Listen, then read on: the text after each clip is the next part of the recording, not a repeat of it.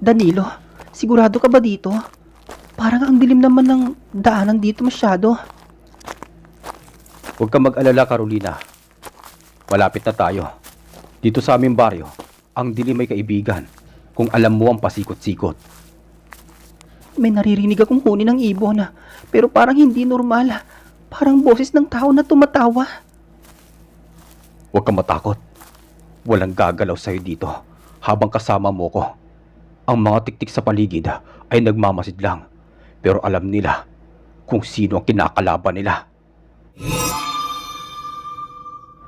Taong 1955, sa isang liblib na bahagi ng Mindanao, kung saan ang mga kalsada ay gawa pa sa pulang lupa at ang mga naglalakihang puno ng balite at dita ay tila nagbabantay sa bawat manlalakbaya. Matatagpuan ang isang baryo na hindi madalas puntahan ng mga tagalungsod.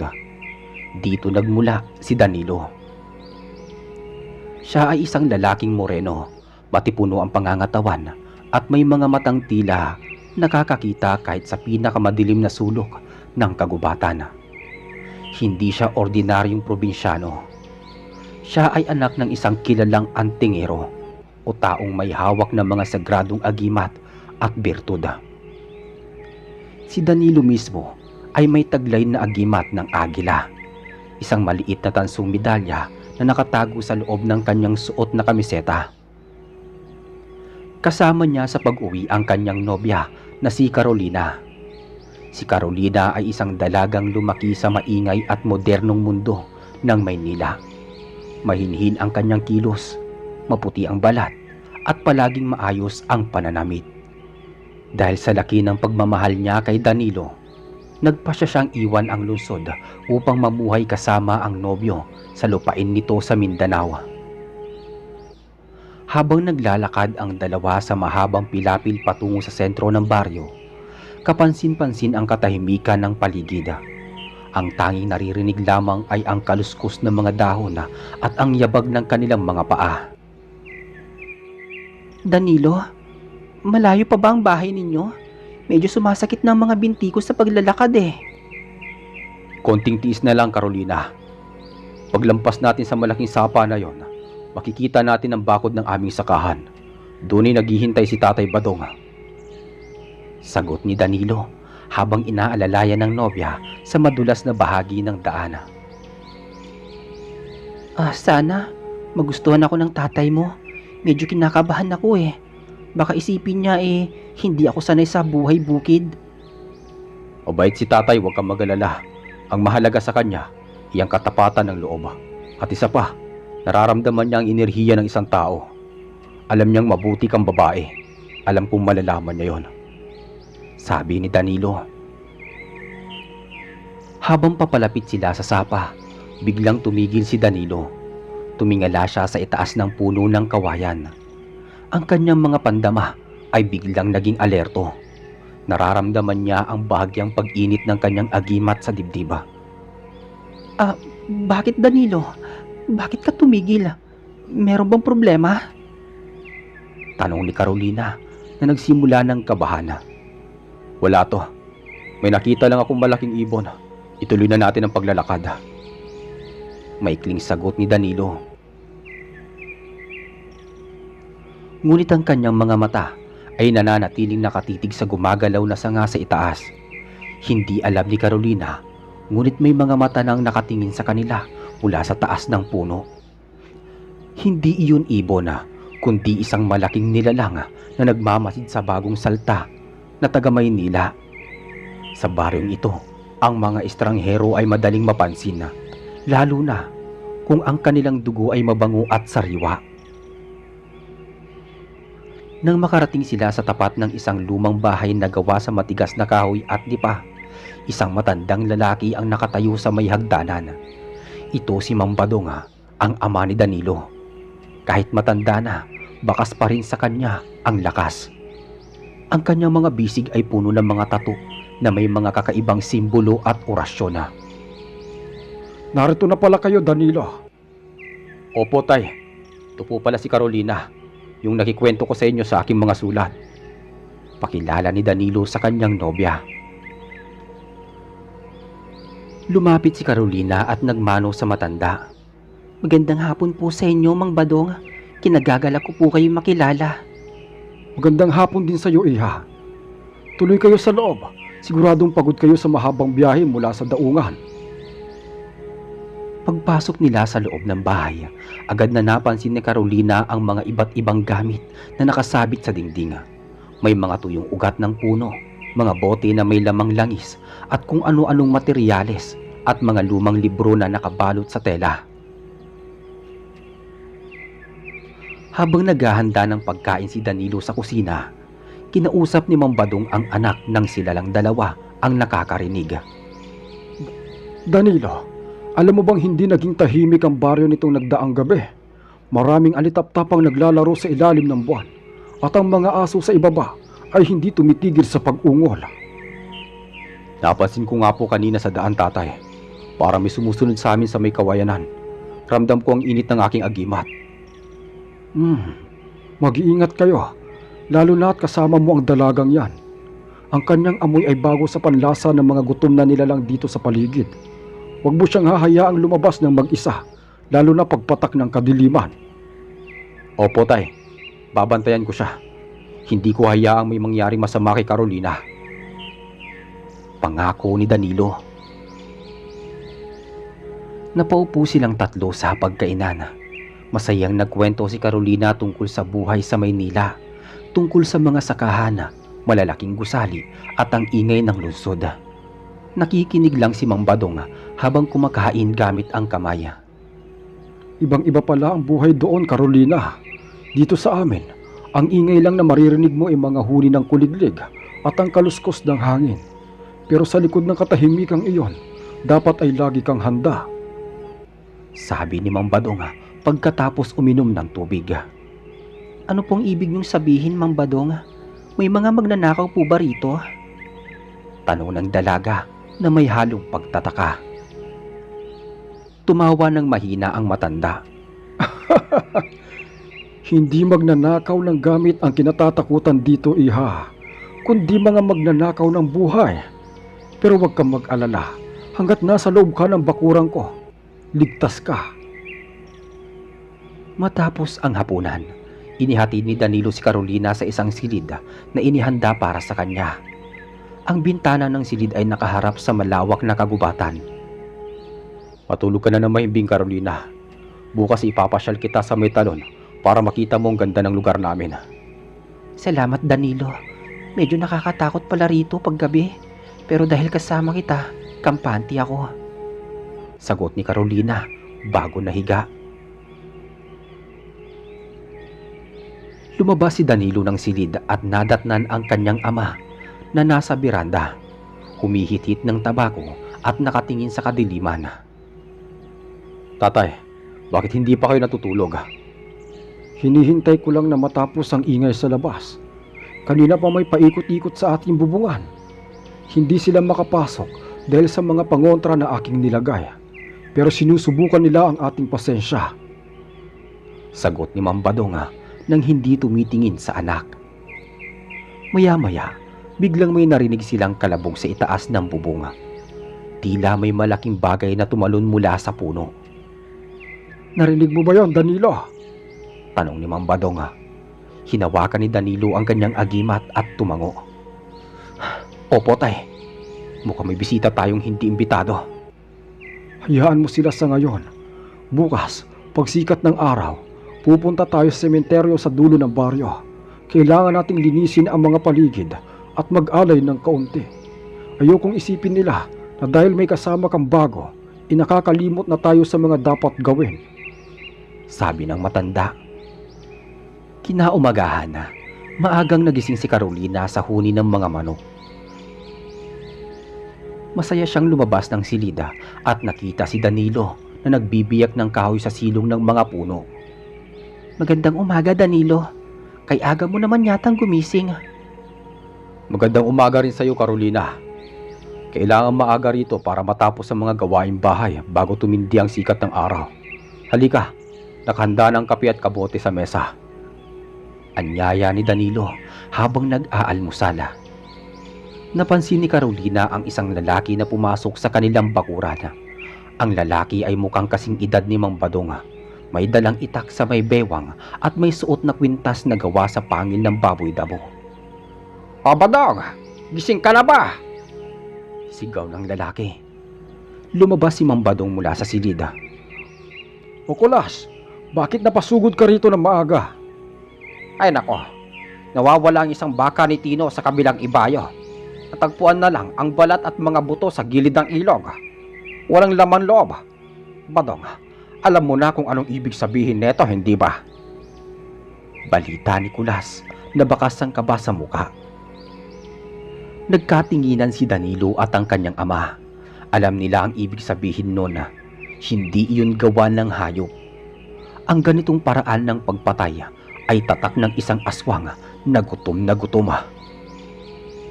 Sinasabi ko na nga ba, kaya pala kagabi masyadong malikot ang mga nasa paligid. Sabi ni Mang Badong.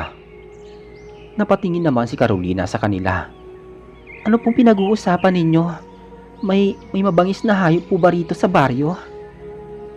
Lumapit si Danilo sa kanya at hinawakan ang kanyang balikat.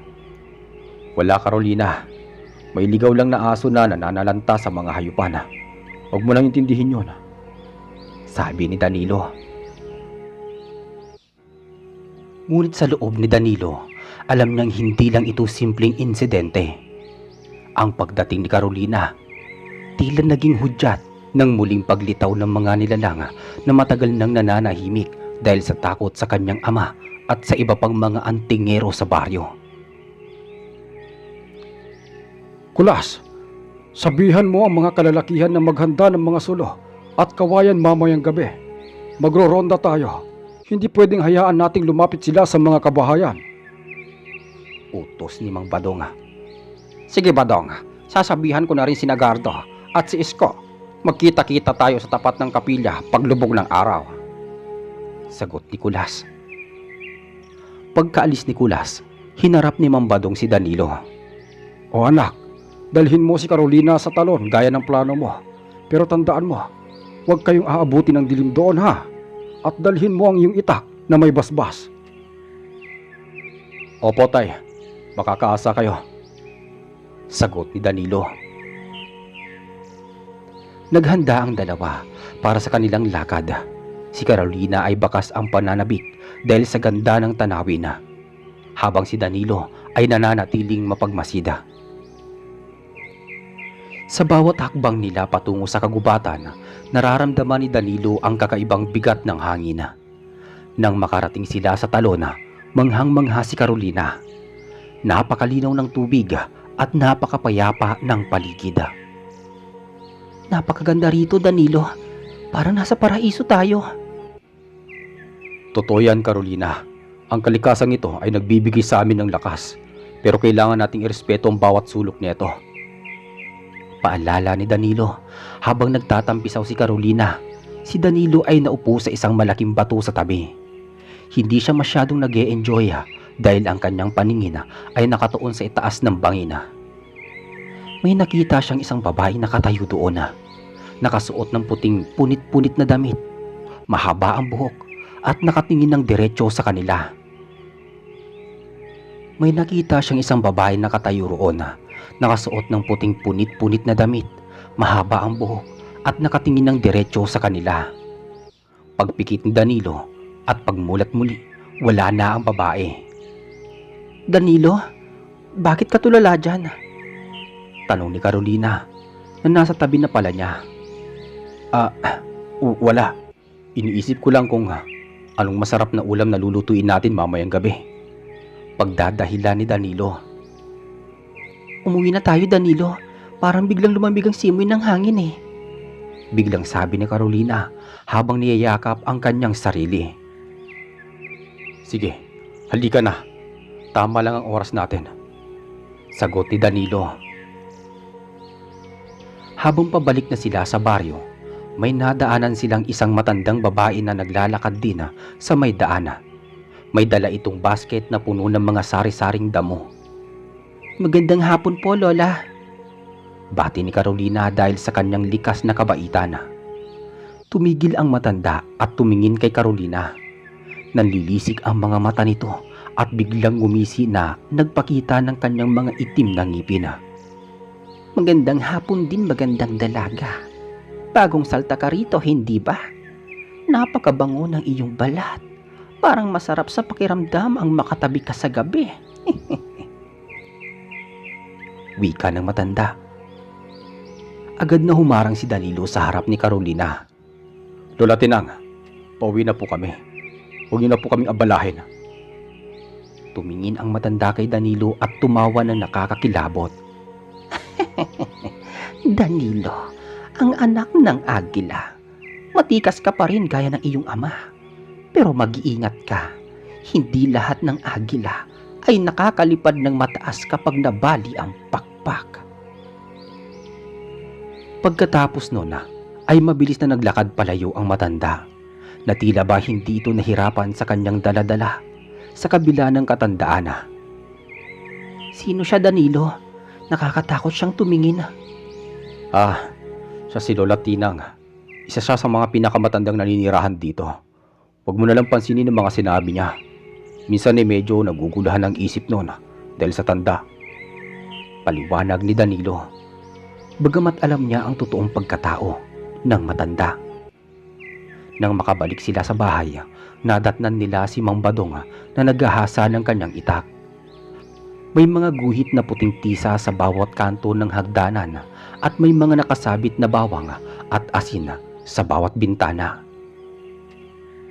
Bakit po may mga ganito, Mang Badong? Tanong ni Carolina pagpasok sa loob. Pampaswerte lang yan, iha.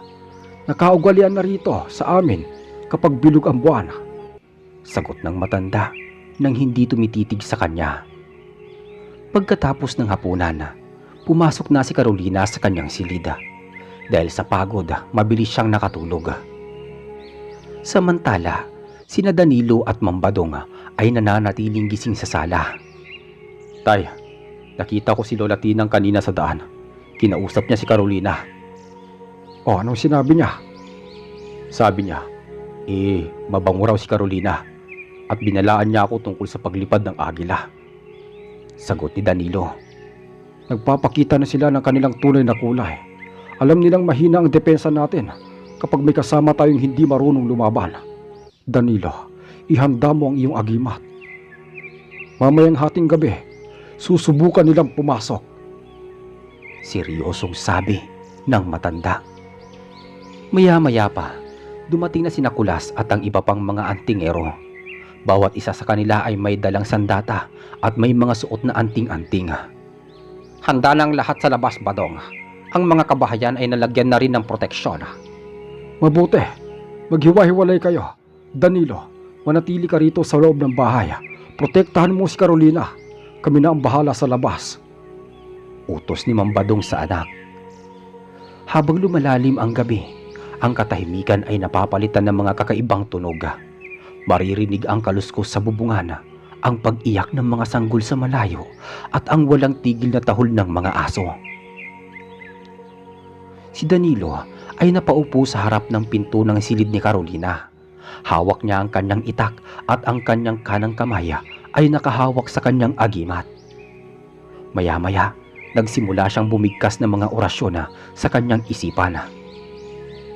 Biglang bumukas ng malakas ang bintana sa sala. Pumasok ang isang malakas na hangin na may dalang masangsang na amoy. Amoy ng nabubulok na karne. Isang nilalang ang pumasok mula sa bintana. Mukha itong tao pero ang mga kuko nito ay mahahaba at matatalas. At ang kanyang mga mata ay nanlilisik sa pula. Sino ka? Bakit ka nangas na pumasok sa pamamahay na to? Sigaw ni Danilo habang tumatayo. Ang nilalang ay tumawa ng nakakakilabot. Ibigay mo sa amin ang babaeng taga Maynila, Danilo. Ang kanyang dugo ay kailangan namin para sa aming handaan. Hindi niyo siya makukuha habang buhay pa ako. Sigaw ni Danilo. Sumugod ang nilalang kay Danilo. Mabilis itong kumilos. Tila ba lumilipad sa hangin. Ngunit si Danilo ay hindi basta-basta. Gamit ang bilis ng agila, Naiwasan niya ang mga kuko nito at tinaga ang nilalang sa braso. Umalingaw-ngaw ang isang nakakarinding sigaw ng sakit. Ang tinagaang bahagi ay umusok at tila napaso. Ah, agimat! May taglay kang agimat! Galit na sabi ng nilalang. Hindi lang ako ordinaryong tao. Ako ay anak ng antingero. Sagot ni Danilo habang muling sumusugod. Sa labas ng bahay naman, maririnig ang mga sigawan at tunog ng mga nagtatamaang itak. Sina Mang Badong at Kulas ay abala sa pakikipaglaban sa iba pang mga aswang na sumusugod sumalakay sa baryo.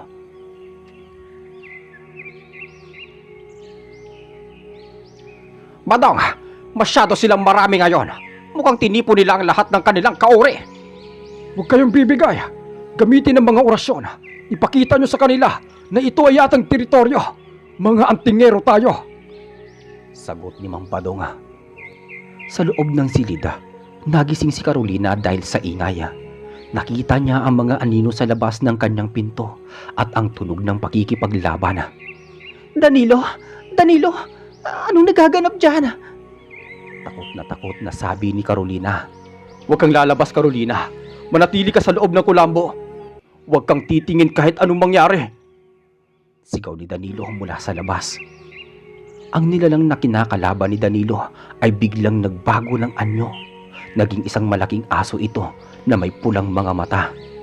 Sinubukan itong dambahan si Danilo pero itinaas ni Danilo ang kanyang agimat. Isang maliwanag na liwanag ang lumabas mula sa medalya na naging sanhi upang mapatras ang nilalang. Sa ngalan ng proteksyon ng agila, lumayas ka rito! Sigaw ni Danilo habang binibigkas ang huling bahagi ng orasyon. Ang malaking aso ay napilitang tumalon pabalik sa bintana at tumakas sa kadiliman ng gabi. Hingal na hingal si Danilo. Tumingin siya sa paligid. Ang sala ay magulo pero wala nang kalaban. Agad siyang pumasok sa silid ni Carolina at niyakap ang nanginginig na nobya. Ayos ka lang ba, mahal ko? May masakit ba sa'yo? Tanong ni Danilo nang may pag-aalala. Danilo, ano ba yung mga naririnig ko? May nakikita akong anino na parang hindi tao. At bakit parang may amoy ng patay rito? Naiiyak na tanong ng dalaga. Magpapaliwanag ako sa iyo bukas, Carolina.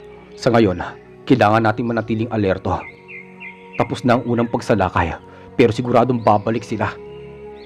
Sabi ni Danilo habang inaayos ang buhok ng nobya. Lumabas muli si Danilo at nakita ang kanyang ama na papasok na ng pinto. May sugat sa balikat pero nakatayo pa rin ng tuwid. Taya, ayos lang po ba kayo? Gasgas lang ito, Danilo. Napalayas natin sila sa ngayon, pero alam kong hindi pa ito ang huli. Nakita ko si Tinang sa malayo. Siya ang nagpapakilos sa kanila. Gusto nilang patunayan na kaya nilang buwagin ang ating baryo. Sabi ni Mang Badong habang nililinis ang kanyang sugat gamit ang isang espesyal na langis. Bakit po sila ganito kadesperado ngayon? Tanong ni Danilo. Dahil sa dalagang dala mo. Hindi lang dahil sa dugo niya, kundi dahil alam nilang siya ang kahinaan mo. Kapag nakuha nila si Carolina, mawawalan ka ng konsentrasyon at mas madali ka nilang matatalo. Paliwanag ng matanda. Nagdaan ang mga oras at sumikat na ang araw. Ang baryo ay tila bumalik na sa normal. Bagamat makikita ang mga bakas ng labanan sa ilang mga bahay at mga kalsada, ang mga tao ay nagsisimulang lumabas. Ngunit bakas sa kanilang mga mukha ang pagod at kaba.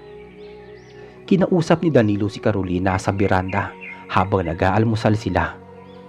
Carolina, alam kong natatakot ka at naiintindihan ko kung gusto mong bumalik na Maynila.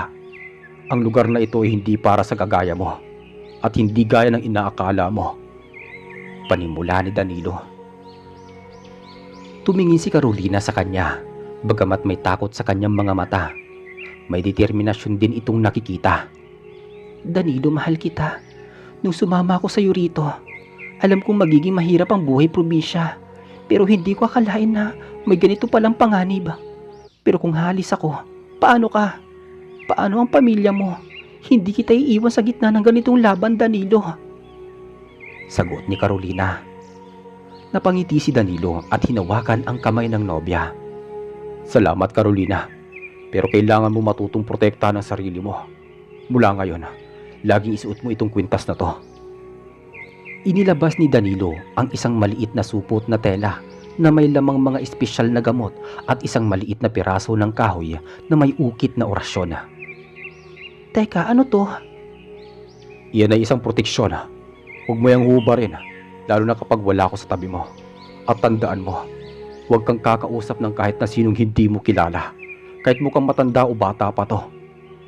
Bili ng binata sa nobya. Habang nag-uusap sila, dumating muli si Kulas.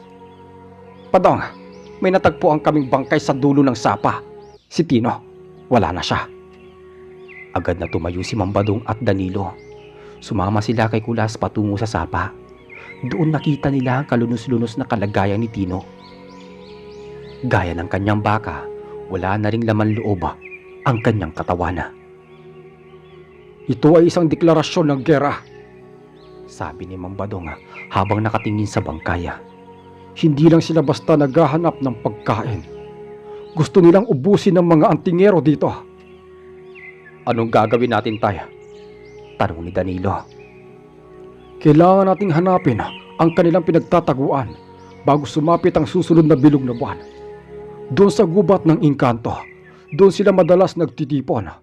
Kailangan nating pasukin ang kanilang teritoryo bago nila tayo unahan. Desisyon ni Mambadong.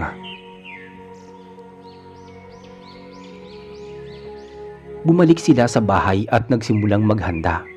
Ang mga itak ay muling hinasa, ang mga agimat ay nilinis, at ang mga orasyon ay muling binasa. Danilo, sasama ka sa akin sa gubat. Si Carolina ay may iwan dito kasama si Kulas at ang iba pang mga lalaki. Dito sa loob ng bahay, mas ligtas siya dahil sa dami ng pangontra. Sabi ni Mambadong. Pero tatay, baka mas mapahamak siya rito kung wala ako.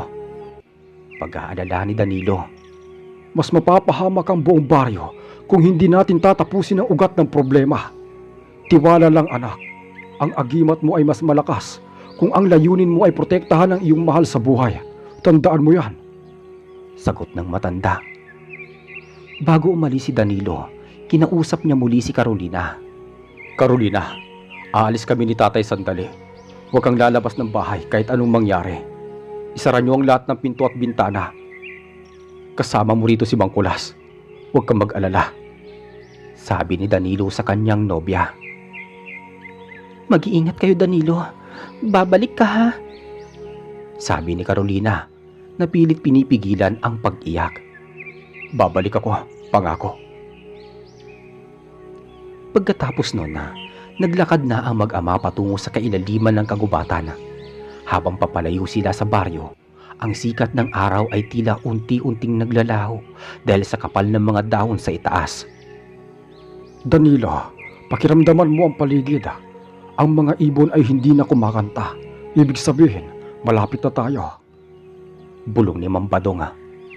Biglang may narinig silang malakas na pagaspas ng mga pakpak. Mula sa itaas, bumaba ang 5 nilalang na may malalapad na pakpak at matatalas na kuko. Mga manananggala. Ihanda mo ang iyong itak, Danilo. Narito na sila. Sigaw ni Mambadong habang nilalabas ang kanyang sariling agimat na naglalabas ng asul na liwanag. Nagsimula ang bakbakan sa gitna ng gubat. Ang bawat taga ni Danilo ay may kasamang orasyon, kaya naman bawat tama sa mga nilalang ay nagdudulot ng matinding sunog sa kanilang balat. Mga lapastangan! Akala nyo ba, iganon nyo lang kami matatalo? Sigaw ng isa sa mga manananggala na may boses na parang kay Lola Tinanga. Tinang, alam kong ikaw yan. Lumabas ka at harapin mo kami. Hamon ni Mambadong. Isang usok ang lumitaw at mula rito ay lumabas ang anyo ni Lola Tinanga. Ngunit ngayon ay mas bata ang kanyang itsura at ang kanyang mga mata ay purong itima. Badong, masyado ka ng matanda para sa laban na ito. Ibigay nyo na sa amin ang teritoryo at ang babaeng kagamay nila at hahayaan namin kayong mabuhay. Sabi ni Tinang. Hinding-hindi mangyayari yan, sigaw ni Danilo habang sumusugod kay Tinang. Ngunit bago pa man makalapit si Danilo, isang malakas na pwersa ang nagtalsik sa kanya. Si Tinang ay may taglay din palang itim na kapangyarihan. Anak! Sigaw ni Mambadong habang tinutulungan si Danilo na makatayo. Ayos lang ako, tay. Mas lalo lang akong nagagalit, sabi ni Danilo habang humihigpit ang hawak sa kanyang itak. Ang kanyang agimat ng agila ay nagsimula ng mag-init ng husto. Tila ba sumasabay sa kanyang emosyon. Sa kabilang banda naman, sa bahay ni na Danilo, unti-unti nang nagdidilim. Si Carolina ay nakaupo sa sala kasama si Mangkulas. Mangkulas, tingnan niyo po ang bintana. Parang may kumakatok, sabi ni Carolina na may halong takot. Tinignan ni Mangkulas ang bintana pero wala siyang nakita. Huwag kang makinig sa mga tunog na yan, Carolina. Ginagaya lang nila ang mga pamilyar na ingay para makuha ang atensyon mo. Biglang may narinig na boses mula sa labas. Boses ito ni Danilo na nagsasabi nga, Carolina, buksan mo ang pinto. Sugatan ako. Kailangan ko ng tulong, sabi ng boses mula sa labas. Agad na tumayo si Carolina at tatakbo sana sa pinto pero mabilis siyang hinawakan ni Mangkulas. Huwag, Carolina. Hindi yan si Danilo. Isa lamang iyang panlilinlang, babala ni Mangkulas. Pero boses niya yun. Paano kung totoo? Paano kung si Danilo yun? Naiiyak na sabi ni Carolina. Makinig ka sa akin. Si Danilo ay may dalang agimat. Kung siya yan, mararamdaman natin ang proteksyon. Pero ang boses na yan ay may dalang pait at lamig. Huwag kang magpapadaya, paliwanag ng matanda. Sa labas, ang boses ay naging isang nakakarinding tawa.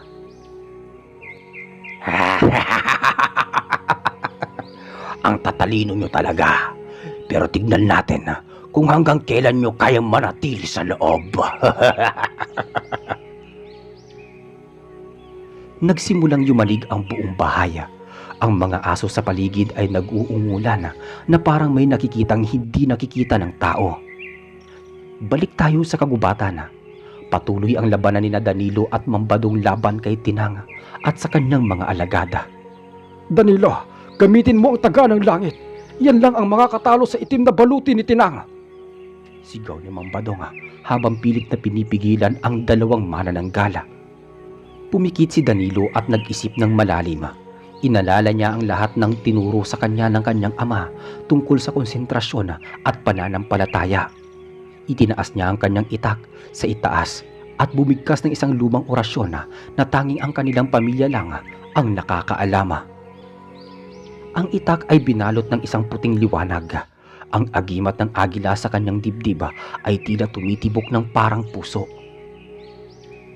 Para kay Carolina at para sa baryo, sigaw ni Danilo habang mabilis na sumusugod kay Tinang. Sa bilis na hindi kayang sabayan ng mata, naabot ni Danilo ang pwesto ni Tinang. Sa isang malakas na taga, tinamaan niya ang dibdib ng nilalang. Isang nakakabulag na liwanag ang lumabas mula sa sugat nito. Hindi maaari! Paano ang isang batang gaya mo ay may ganitong lakas? Ah! Sigaw ni Tinang bago siya unti-unting naging abo. Nang mawala si Tinang, ang mga manananggal ay nagsipulasan sa takot. Nawala ang kanilang pinuno, kaya nawala rin ang kanilang lakas ng loob. Napaupo si Danilo sa lupa, hingal na hingal at puno ng sugat. Lumapit sa kanya si Mambadong at tinapik ang balikat ng anak. Magaling anak, pinatunayan mo na karapat-dapat kang humawak ng ating pamana. Pero kailangan nating bumalik kaagad. Nararamdaman kong nasa panganib ang bahay, sabi ni Mambadong. Hindi na sila nag-aksaya ng panahon. Kahit pagod, mabilis silang tumakbo pabalik sa baryo. Nang makarating sila sa tapat ng kanilang bahay, nakita nila ang maraming aswang na nakapaligid dito. Sinusubukan nilang sirain ang mga bakod at ang mga pangontra. Layuan niyo ang bahay ko! Sigaw ni Danilo habang muling iwinawasiwas ang kanyang itak. Nagulat ang mga aswang nang makita ang mag-ama. Alam nilang patay na ang kanilang pinuno dahil sa amoy ng abo na dala nila Danilo at Mambadong. Isa-isa silang nagsitakbuhan pabalik sa kadiliman ng gubat. Agad na pumasok sina Danilo sa loob ng bahay. Doon nakita nila si Carolina na nakayakap kay Mang Kulas sa isang sulok. Nanginginig sa takot. Danilo! Danilo! Sigaw ni Carolina nang makita ang nobyo. Tumakbo siya at niyakap ito ng mahigpit. Hindi alintana ang dugo at tumi sa katawan ng nobyo. Ayos na, Carolina. Wala na sila. Ligtas na tayo. Pag-alo ni Danilo sa nobya. Salamat naman sa Diyos at bumalik kayo. Sabi ni Mang Kulas habang pinupunasan ng pawis sa kanyang muka. Naupo silang lahat sa sala. Bagamat tapos na ang labanan para sa gabing yon, alam nilang marami pa silang kailangang gawin para tuluyang malinis ang baryo. Tatay, tapos na po ba talaga to? Tanong ni Danilo. Tumingin si Mambadong sa bintana kung saan nagsisimula ng sumikat ang araw. Ang pinuno nila ay wala na, pero ang kadiliman ay palaging nandyan. Hanggat may mga antingerong gaya natin na handang lumaban, hindi nila tuluyang makukuha ang baryong ito. Lumingon si Mambadong kay Carolina. Iha, pasensya ka na kung ganito ang naging pagsalubong namin sa iyo. Pero ngayon, alam mo na ang katotohanan tungkol sa lugar na ito. Gusto mo pa rin bang manatili rito? Tumingin si Carolina kay Danilo. Pagkatapos ay kay Mambadong at sa huli ay sa kanyang kwintas na proteksyon. Dito na ako nakatira, Mambadong. Kasama ni Danilo. At kung kailangan kong matuto kung paano lumaban para sa pamilyang to, gagawin ko. Matapang na sagot ng dalaga.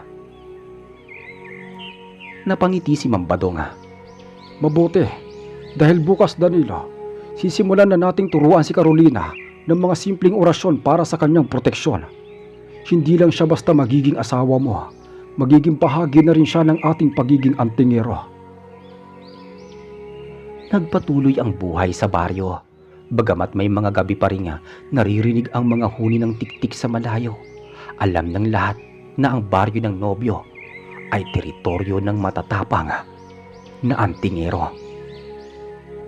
At sa bawat paglubog ng araw, si Danilo at Carolina ay magkahawak kamay na nagbabantay, handang harapin ang anumang hamon na darating mula sa kadiliman. Nakalipas ang ilang buwan matapos ang madugong engkwentro sa kagubatan, unti-unti nang nasanay si Carolina sa ritmo ng buhay sa Mindanao. Hindi na lamang siya ang mahinhin na dalagang taga Maynila. Ngayon sa kanyang bawat galaw ay bakas na ang pagiging alerto. Isang umaga, habang nagdidilig ng mga halaman si Carolina, napansin niya ang isang estrangherong lalaki na nakatayo sa labas ng kanilang bakod. Magandang umaga, Iha. Maaari bang makahingi ng kaunting tubig? Malayo pa kasi ang aking lalakbayin. Sabi ng lalaki na nakasuot ng kupas na polo at sombrerong pandan. Bago pa man makasagot si Carolina, biglang lumitaw si Danilo sa kanyang likuran. Hawak ni Danilo ang kanyang itak at ang kanyang mga mata ay naniningkit habang nakatingin sa lalaki. Sino ka? At anong kailangan mo sa akin, nobya? Tanong ni Danilo sa matigas na boses. Huwag kang mabahala, Danilo. Ako ay isang manlalakbay lamang. Nabalitaan ko ang katapangan ninyo rito labang kay Tinang. Sagot ng lalaki habang dahan-dahang tinataas ang kanyang kamay upang ipakita ang kwintas na may ukit ng krus at kidlat. Lumabas si Mambadong mula sa loob ng bahay, sabay sabi nga, Igo, ikaw pala yan, kaibigan. Danilo, ibaba mo ang iyong sandata. Si Igo ay isa ring antingero mula sa kabilang lalawigan. Pumasok si Igo sa loob ng bakuran at nakipagkamay sa matanda. Mambadong, hindi ako naparito para sa pagbisita lamang. May masamang balita akong dala. Ang mga aswang na nakatakas noong gabing napatay ninyo si Tinang ay nagsama-samang muli. Ngunit sa pagkakataong to, may bago silang pinuno. Isang dayong aswang dagat. na nanggaling pa sa malalayong pulo. Kaya pala ang siboy ng hangin ay may halong lansa nitong mga nakaraang araw. Wika ni Mang Badong habang nakatingin sa langit. Anong plano natin, tatay? Tanong naman ni Danilo. Hindi na tayo pwedeng maghintay pa na sila ang sumalakay. Carolina, pumasok ka sa loob at ihanda ang mga asin at langis na binasbasan. Kailangan natin paligiran ang buong baryo ng mas matinding proteksyon. Utos ni Mang Badong. Naging abala ang lahat. Si Danilo at Igo ay nagtungo sa sentro ng baryo upang tipunin ang mga kalalakihan. Ang bawat pamilya ay binigyan ng mga panyo ng proteksyon na may mga sulat ng Latino. Si Carolina naman ay naging katuwang ni Mang Badong sa paghahanda ng mga orasyon. Doon natutunan ni Carolina na ang tunay na lakas ng antingero ay hindi lang nasa gamit, kundi nasa linis ng kalooban. Dumating ang gabi ng itinakdang labanan. Ang buwan ay kasing pula ng dugo. Ang katahimikan sa baryo ng nobyo ay nakakabingi. Biglang isang malakas na tunog ng tambuli ang umalingaw-ngaw mula sa tabing dagat. Narito na sila, bulong ni Danilo habang hinahawakan ng kanyang agimat. Mula sa mga anino, lumabas ang mga nilalang na may kakaibang anyo. Ang ilan ay mukhang tao, ngunit ang balat ay parang kaliskis ng isda at ang kanilang mga kuko ay tila mga kawit. Sa gitna nila ay ang bagong pinuno. Isang matangkad na lalaki na may mga matang kulay abo at boses na parang kumukulong putik. Ibigay niyo sa amin ang barang ito. Sigaw ng pinuno ng mga aswang dagat. Hindi nyo makukuha ang lupang ito habang kami ay nakatayo rito. Sagot ni Mang Badong habang tinataas ang kanyang tungkod na may ukit ng mga sagradong simbolo. Nagsimula ang huling digmaan. Ang gabi ay napuno ng liwanag mula sa mga sumasabog na orasyon at ang kislap ng mga itak. Si Danilo ay parang agila na lumilipad sa gitna ng labanan. Ang bawat taga niya ay nag-iiwan ng bakas ng apoy sa katawan ng mga kaaway. Sa gitna ng kaguluhan, isang pangkat ng mga aswang ang nakalusot patungo sa bahay ni Danilo. Ang layunin nila ay ang dalagang taga Maynila. Ngunit laking gulat nila nang bumukas ang pinto at lumabas si Carolina. Hawak ni Carolina ang isang botilya ng langis at isang maliit ng balisong na binasbasan ni Danilo. Huwag kayong lalapit! Matapang na sigaw ni Carolina. Isang aswang ang sumugod, ngunit mabilis na ibinuhos ni Carolina ang langis sa paanan nito at binigkas ang isang maikling orasyon na tinuro sa kanya. Ang aswang ay sumigaw sa sakit nang madikit ang kanyang balat sa binasbasang likido. Sa sandaling yon, dumating si Danilo at mabilis na tinapos ang mga kalaban. Carolina, mahal, ayos ka lang ba? Tanong ni Danilo habang niyayakap ang nobya. Ayos lang ako, Danilo. Alam ko na ngayon kung paano protektahan ang ating tahanan. Sagot ni Carolina na may ngiti sa gitna ng panganib. Nagkita-kita sina Danilo, Mang Badong at Igo sa tapat ng pinuno ng mga aswang. Ginamit nila ang kanilang pinagsama-samang lakas. Si Igo ay naglabas ng kuryente mula sa kanyang kwintas. Si Mang Badong ay nagpakawala ng isang malakas na puwersa mula sa kanyang tungkod. At si Danilo ang nagbigay ng huling taga gamit ang kanyang itak na nagniningning sa puting liwanag. Sa isang malakas na pagsabog, ang pinuno ng mga aswang ay naging tubig alat at unti-unting nawala sa lupa. Ang mga natitirang alagad ay mabilis na nagtatakbuhan pabalik sa dagat, nangakong hindi na muling babalik. Samantala, sumikat ang araw sa baryo ng nobyo. Ang pinsala ay nakikita sa mga bakod at ilang kabahayan. Ngunit ang mahalaga ay walang buhay ang nawala. Tapos na ang lahat, Danilo. Malinis na ang ating teritoryo, sabi ni Mang Badong habang pinagmamasdan ang bukang liwaywaya. Pagkalipas ng ilang linggo, naganap ang isang masayang selebrasyon sa baryo.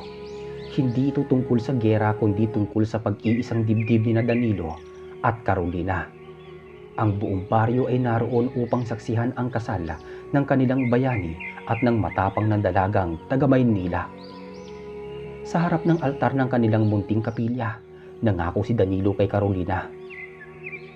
Carolina, sa harap ng Diyos at ng ating mga ninuno, pinapangako ko na habang ako'y humihinga, ikaw at ang ating magiging pamilya ay mananatiling ligtas sa ilalim ng aking pakpak.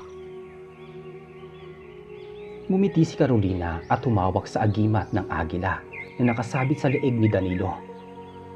At pinapangako ko rin, Danilo, na hindi lang ako magiging asawa mo, magiging katuwang mo ko sa pagbabantay sa baryong to, dahil ang tahanan mo ay tahanan ko na rin. Mula noon naging maalamat ang kwento ni Danilo at Carolina. Sinasabing ang kanilang mga anak at apo ay lumaking may taglay ding pambihirang lakas at dunong. Ang baryo ng kanyang nobyo ay nanatiling tahimik at payapa. Isang lugar kung saan ang mga tao ay may takot sa Diyos, ngunit may tapang na harapin ang anumang kadiliman. Gayunpaman, hindi nagsisi si Carolina na sumama sa taong mahal niya, kahit na ang baryo ng nobyo ay teritoryo pala ng matatapang na antingero, kung saan ang pag-ibig at anting-anting ay nagsama upang gapiin ang kasamaan. At dito po natatapos ang ating kwento. Maraming salamat po sa inyong pakikinig. Huwag niyo pong kalibutang mag-like at mag-share at mag-subscribe na rin kung bago pa lamang po kayo dito sa aking channel. Maraming salamat. Hanggang sa muli.